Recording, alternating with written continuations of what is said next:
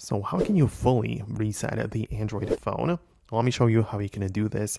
If you are first time in here on Foxtecc, subscribe so you don't miss videos like this one. So by the full reset, you probably mean that you want to wipe the phone clean and have nothing really stored on it anymore. And if you want to achieve this, just go to your settings app of the device and proceed to the general management, which can be found right here.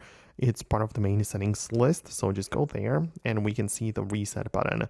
And at the bottom you click on reset, and there are a few things which you can approach. For example, you can reset all of the settings or reset network settings, right? So some specific things can be reset like that, but at the bottom we have the factory data reset.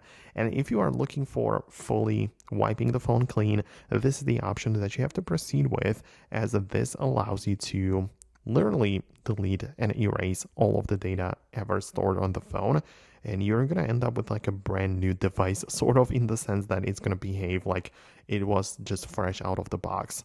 This option is ideal if you are selling the phone, or if you are getting one secondhand. Make sure that this has been done to the device.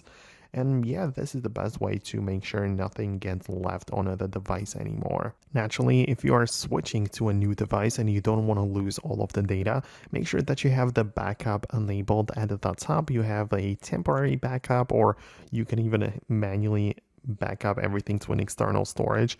This might vary on different devices, but in my case, on the Samsung phone, this is what I can see right now. So you definitely should have the ability to back up your device before fully erasing it.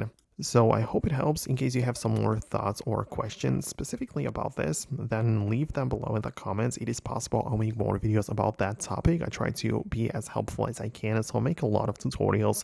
So stay tuned for more, and I'll see you later in the future uploads.